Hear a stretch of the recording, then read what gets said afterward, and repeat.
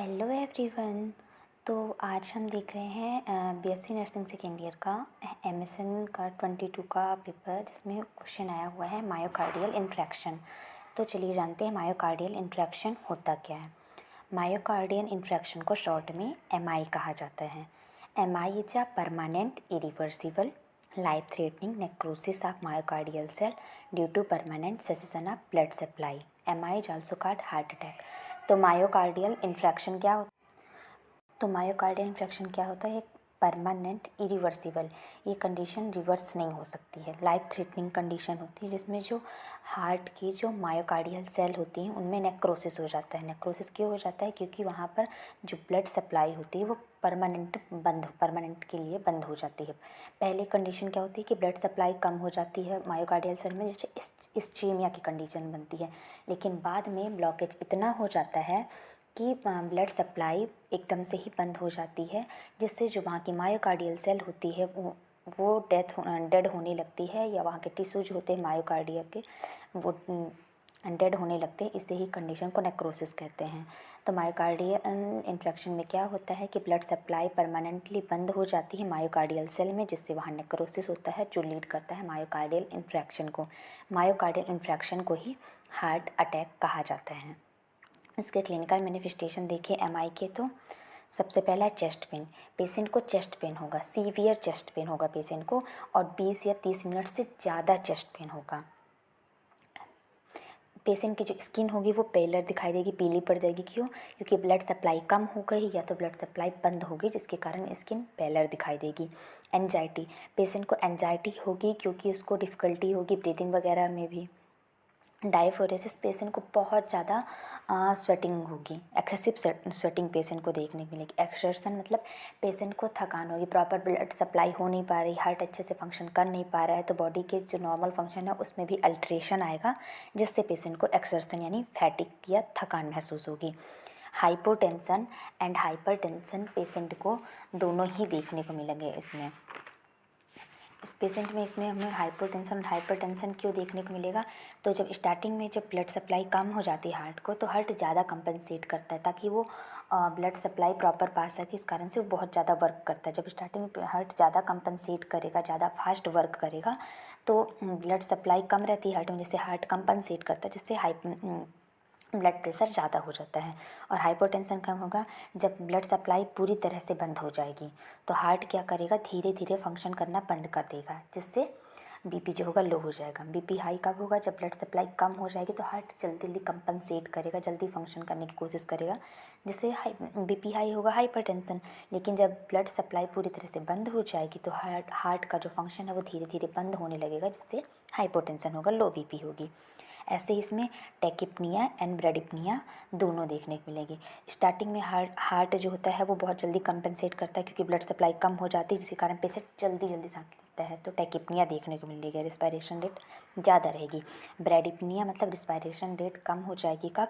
जब blood supply बंद हो जाएगी, जिससे हार्ट धीरे धीरे फंक्शन करना बंद करेगा, तो ब्रेडिप्निया देखने को मिलेगी। पेशेंट को एसओबी यानी शॉर्टनेस ऑफ ब्रीथ और नोजिया वॉमिटिंग भी देखने को मिलेगा। डिस्पनिया, पेशेंट को सांस लेने में भी डिफ़िकल्टी होगी। पाल्पिटेशन इसलिए होगा क्योंकि हार्ट बहुत जल्दी जल्दी फंक्शन कर रहा है, तो जो हार्ट की साउंड है पाल्पिटेशन में, हार्ट की साउंड तेज तेज आने लगेगी। कोल्ड काम स्किन इसलिए हो जाएगी कि पहले तो ब्लड सप्लाई कम हो गई है, जिसके कारण हाइपोटेंशन हो रहा है, जिससे पेशेंट की जो स्किन है वो कोल्ड हो जाएगी और काम हो जाएगी। अब देखते हैं डायग्नोस्टिक इवैल्यूएशन। डायग्नोस्टिक इवैल्यूएशन में हिस्ट्री कलेक्शन और फिजिकल एग्जामिनेशन तो कॉमन है, जो सब में ही होता है। उसके बाद इसमें जो सबसे इम्पोर्टेंट प्रायोरिटी डायग्नोस्टिक इवैल्यूएशन है वो ईसीजी है। ठीक, यूएसजी करते हैं यानी अल्ट्रासाउंड करते हैं, लेकिन कौन सा अल्ट्रासाउंड करते हैं इसमें? Eco ultrasound. इको मतलब इलेक्ट्रोकार्डियो इको वाला अल्ट्रासाउंड इसमें किया जाता है। इको से ये पता चल जाता है कि हार्ट कैसे फंक्शन कर रहा है। हार्ट के फंक्शन में तो कोई डिस्टर्बेंस नहीं हो गया, उसके एट्रिया हो गया, वेंट्रिकल हो गया, वो सब अच्छे से वर्क कर रहे हैं कि नहीं। तो अल्ट्रासाउंड में कौन से करते? इको यानी इकोकार्डियोग्राफी करते हैं, जिससे हार्ट के फंक्शन वगैरह को चेक करते हैं। ब्लड टेस्ट करते हैं। ब्लड टेस्ट में मेनली कार्डियक मार्कर देखे।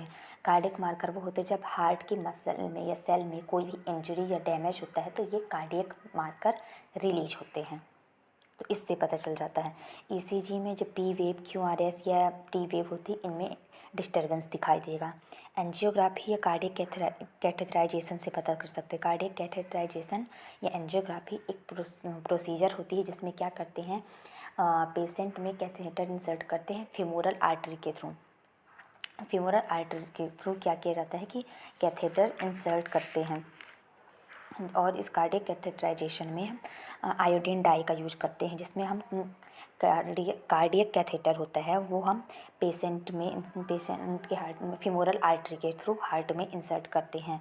ये चेक करने के लिए कहीं किस आर्टरी में ब्लॉकेज है कि नहीं। तो जैसे ही हम कैथेटर इंसर्ट करेंगे उसके बाद उस फीमोरल आर्टरी के थ्रू और उसी कैथेटर से हम आयोडीन डाई पेशेंट के हार्ट में डालेंगे। जहाँ जहाँ अगर ब्लॉकेज नहीं होगा तो डाई इजीली पास कर जाएगी और वहाँ हार्ट की सेल उसे एब्जॉर्ब करेंगी। तो जब हम मॉनिटर में देखेंगे तो वो डाई जहाँ जहाँ जाएगी वहाँ अलग ही कलर दिखाई देगा, लेकिन जिस एरिया पे ब्लॉकेज होगा वहाँ से डाई ही नहीं जा पाएगी, तो वो एरिया अलग से ही वाइट स्पॉट सा या डल स्पॉट दिखाई देगा, जिससे पता चल जाता है ब्लॉकेज का। इन सिंपल का है, कार्डियक कैथेटराइजेशन में पेशेंट की फीमोरल आर्टरी के थ्रू कार्डियक कैथेटर को इंसर्ट करेंगे और इसमें आयोडीन डाई का यूज करते हैं। उस कार्डियक कैथेटर के थ्रू आयोडीन डाई इंटर करेंगे और जैसे ही आयोडीन डाई डालेंगे तो हार्ट में जहाँ ब्लॉकेज होगा वहाँ वो डाई नहीं जा पाएगी, जो कि मॉनिटर में दिख जाएगा। और जहाँ वो डाई जाएगी वहाँ तो वहाँ कलर उस डाई का कलर से पता चल जाएगा कि हाँ वो डाई जा रही है, मीन्स ब्लॉकेज नहीं है। और जिस एरिया पे जिस पार्ट पे हार्ट के डाई नहीं जा पाएगी वो शो करेगा कि वहाँ ब्लॉकेज है, जिससे कन्फर्म हो जाता है।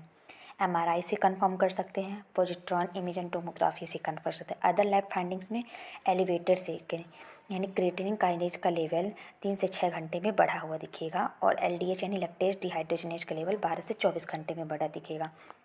ये सारे सीके और एलडीएच ये कार्डियक मार्कर है। अगर इनका लेवल बढ़ा हुआ दिख रहा है उससे भी कंफर्म हो जाता है कि हार्ट में कोई प्रॉब्लम है, एमआई वगैरह हो सकता है। आपको मेरे वीडियोज पसंद आ रही है तो please like share and subscribe my channel. Thank you so much.